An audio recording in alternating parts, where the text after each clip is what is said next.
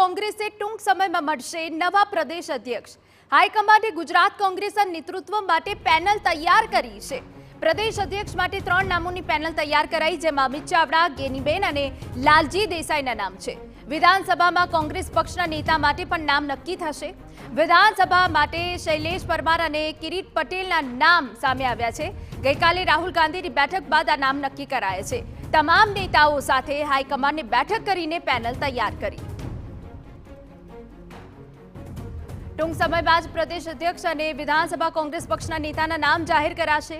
મહત્વનું છે કે બંને હોદ્દા માટે સંમતિ બને તેવા કોંગ્રેસ હાઈકમાન્ડના પ્રયત્નો છે।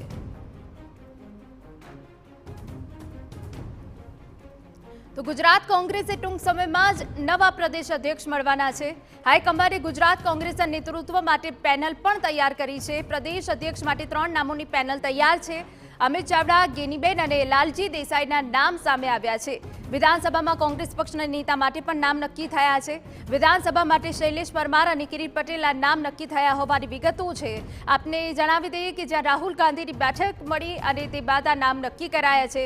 તમામ નેતાઓ સાથે હાઈકમાન્ડે બેઠક કરીને પેનલ તૈયાર કરી હોવાની વિગત છે। ટૂંક સમયમાં જ પ્રદેશ અધ્યક્ષ અને વિધાનસભા કોંગ્રેસ પક્ષના નેતાઓના નામ જાહેર કરવામાં આવશે। મહત્વનું છે કે બંને હોદ્દા માટે સહમતિ બને તેવા કોંગ્રેસ હાઈકમાન્ડના પ્રયત્નો છે અને જેના માટે પણ પેનલ તૈયાર કરવામાં આવી છે। એટલે કે ગુજરાત કોંગ્રેસે ટૂંક સમયમાં જ હવે નવા પ્રદેશ અધ્યક્ષ મળવાના છે। પેનલ પણ તૈયાર કરવામાં આવી છે।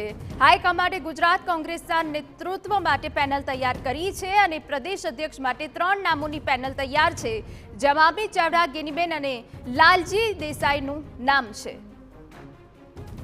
વિધાનસભામાં કોંગ્રેસ પક્ષના નેતા માટે પણ નામ નક્કી છે। વિધાનસભા માટે શૈલેષ પરમાર અને કિરીટ પટેલના નામ સામે આવ્યા છે। ગઈકાલે રાહુલ ગાંધીની બેઠક મળી અને તે બાદ આ નામ નક્કી કરાયા છે।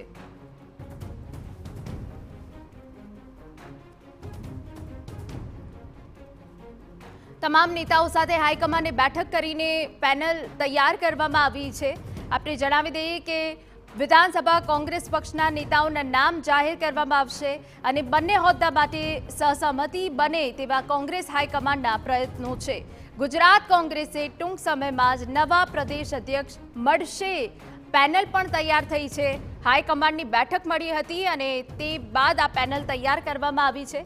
પ્રદેશ અધ્યક્ષ માટે 3 નામોની પેનલ જે છે એ તૈયાર થઈ હોવાની વિગતો અહીંયા મળી રહી છે। અમિત ચાવડા, ગેનીબેન અને લાલજી દેસાઈના નામ સામે આવ્યા છે।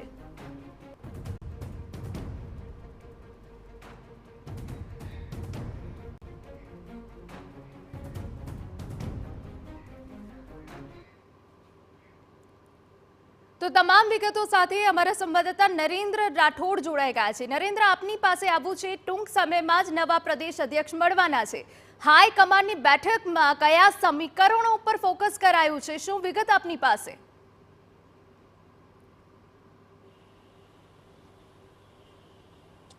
ગઈકાલે ગુજરાત કોંગ્રેસનું સમગ્ર નેતૃત્વ છે એમને દિલ્હી બોલાવવામાં આવ્યા હતા અને તમામ સાથે રાહુલ ગાંધી અને મલ્લિકાર્જુન ખડગેએ 1-to-1 બેઠકો કરી હતી અને આ સિવાય સામૂહિક બેઠકો પણ કરવામાં આવી હતી કે ગુજરાત કોંગ્રેસ પ્રદેશ અધ્યક્ષ કોને બનાવવામાં આવે અને એને જ લઈને લગભગ સર્વસંમતિ બને એ પ્રકારના પ્રયત્ન કરવામાં આવ્યા હતા અને એ તમામ બેઠકો બાદ 3ની એક પેનલ તૈયાર કરવામાં આવી છે પ્રદેશ અધ્યક્ષ માટે અને એમાં 3 નામ આવી રહ્યા છે એ ઓબીસી સમાજમાંથી આવી રહ્યા છે અને એના પરથી એક બાબત સ્પષ્ટ થતી જોવા મળી રહી છે કે કોંગ્રેસ જે છેલ્લા 2-3 વર્ષથી રાજનીતિ કરી રહ્યું છે કે જેની જેટલી વસ્તી એનો એટલો હિસ્સો અને એ હિસાબે એસસી, એસટી અને ઓબીસીની રાજનીતિ કરવામાં ગુજરાતમાં કોંગ્રેસને સફળતા મળી શકે એ પ્રકારનો એક લોંગ ટર્મ જે રોડ મેપ છે એ કોંગ્રેસને જોવા મળી રહ્યો છે અને એના જ આધારે 3 નામ આવી રહ્યા છે એ ઓબીસી સમાજમાંથી આવી રહ્યા છે, જેમાં પૂર્વ પ્રદેશ અધ્યક્ષ રહી ચૂકેલ અમિત ચાવડાનું નામ મોખરે જોવા મળી રહ્યું છે। આ સિવાય સાંસદ બનાસકાંઠાથી ગેનીબેન ઠાકોર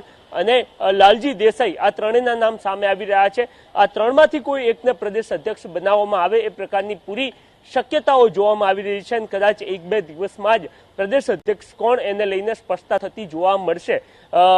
જ્યારે શક્તિસિંહે રાજીનામું આપ્યું ત્યારબાદ જરૂરથી પાટીદાર સમાજ, આ સિવાય ઓબીસી સમાજ અને એ સિવાય 1-2 એવા નેતાઓ ચાહે જિગ્નેશ જિજ્ઞેશ હોય કે પછી લાલજી દેસાઈ હોય, એમને ઇન્ડિવિજ્યુઅલ પોતપોતાની રીતના પ્રયત્ન કર્યા હતા કે કેવી રીતના એમને ગુજરાત કોંગ્રેસની કમાન સોંપવામાં આવે, પરંતુ કોઈ એક તરફી નિર્ણય ના લેવાઈ જાય એ જ બાબતને ધ્યાનમાં રાખીને તમામ નેતાઓને દિલ્હી બોલાવવામાં આવ્યા હતા અને તમામને સાથે રાખીને નિર્ણય લેવાય અને એક પર્ટિક્યુલર નામને લઈને તમામ લોકોની સહમતિ બને એ પ્રકારના પ્રયત્ન કરવામાં આવ્યા હતા અને એમાં લગભગ જે નામો સામે આવ્યા છે એમાં જે છે એ અમિત ચાવડા અને બીજું નામ છે જ્ઞાનીબેન ઠાકોરનું. જો જ્ઞાનીબેન ઠાકોર માની જાય તો એમને આપવામાં આવે, પરંતુ જે પ્રકારનો હવે સમય ખૂબ ઓછો રહ્યો છે કોંગ્રેસ પાસે, એ જ બાબતને ધ્યાનમાં રાખીને કદાચ પ્રથમ પસંદગી જે છે એ અમિત ચાવડાની થાય, ચાહે અનુભવીની વાત હોય કે પછી અન્ય તમામ બાબતો હોય, એને લઈને અમિત ચાવડા આગળ જોવા મળી રહ્યા છે. કદાચ અમિત ચાવડાની પસંદગી થાય એક પ્રકારની પૂરી શક્યતા છે. જ્યારે નેતા વિપક્ષનું પદ જે છે વિધાનસભામાં કોંગ્રેસ પક્ષના નેતાનું પદ, એના માટે બે નામો સામે આવી રહ્યા છે. એમાં કિરીટ પટેલ કે જેઓ પાટણથી ધારાસભ્ય છે એમના નામની શક્યતા છે અને એ નામ સૌથી મોખરે રહે એ પ્રકારની શક્યતા છે, કારણ કે પાટીદાર અગ્રણીઓ જ્યારે બેઠક કરી હતી ત્યારે એમને સ્પષ્ટ માંગ કરી હતી કે પાટીદાર સમાજને ગુજરાત કોંગ્રેસમાં નેતૃત્વ આપવામાં આવે અને જો પ્રદેશ અધ્યક્ષ ઓબીસી સમાજમાંથી બનાવવામાં આવે તો એ હિસાબે નેતા વિપક્ષનું જે પદ છે અથવા તો કોંગ્રેસ પક્ષના વિધાનસભાના નેતૃત્વ જે છે એ પાટીદાર સમાજને સોંપાય એવી પૂરી શક્યતા છે. જ્યારે બીજું નામ આવી રહ્યું છે એ શૈલેષ પરમારનું છે અને શૈલેષ પરમાર જે સંવિધાનિક બાબતો છે અથવા તો વિધાનસભામાં જે નિયમોને આધીન ચર્ચા કરવાની હોય છે એમાં ખૂબ જાણકાર નામ છે અને વર્ષોથી તેઓ ધારાસભ્ય છે. ત્યારે વિધાનસભા ગૃહ પર સરકારને ઘેરવામાં શૈલેષ પરમારનો ખૂબ મોટો ફાળો રહેતો હોય છે. ત્યારે શૈલેષ પરમારના નામની પણ શક્યતાઓ જોવામાં આવી રહી છે. એટલે કે કોંગ્રેસ જે સામાજિક પરિબળો છે અથવા તો સામાજિક બેલેન્સ કેવી રીતના થઈ શકે એ બાબતને ધ્યાનમાં રાખીને આ નામો પસંદ કરવામાં આવ્યા છે. જરૂરથી એક નામ જે છે એ પરેશ ધાનાણીનું નામ પણ ચર્ચવામાં આવ્યું હતું, પરેશ ધાનાણીને પણ પૂછવામાં આવ્યું હતું, પરંતુ જ્યારથી શક્તિસિંહે રાજીનામું આપ્યું અને ત્યારબાદ જે કેટલાક નામોની ચર્ચા થઈ રહી હતી એમાં પરેશ ધાનાણીના નામની ચર્ચા હતી, પરંતુ પરેશ ધાનાણીને જ્યારે પૂછવામાં આવ્યું ત્યારે એમને સ્પષ્ટ કહી દીધું હતું કે હાલ તેઓ આ જવાબદારી સ્વીકારવા માટે તૈયાર નથી અને એના જ કારણે કદાચ આ પેનલમાં એમનું નામ ના હોય એ પ્રકારની શક્યતા છે. છેલ્લે સુધી એમને મનાવવા માટેના પ્રયત્ન જરૂરથી થયા હતા, પરંતુ હાલ જે પેનલ બની છે એમાં ત્રણેય નામ સામે આવી રહ્યા છે. એ ઓબીસી નેતાઓના નામ સામે આવી રહ્યા છે અને આજ સાંજે અથવા તો આવતીકાલ સુધીમાં આ સંદર્ભની અંદર કેટલીક સ્પષ્ટતા થાય એવી પૂરી શક્યતાઓ જોવા મળી રહી છે. બિલકુલ આભાર નરેન્દ્ર. તો ટૂંક સમય બાદ પ્રદેશ અધ્યક્ષ અને વિધાનસભા કોંગ્રેસ પક્ષના નેતાઓના નામ જાહેર કરાશે.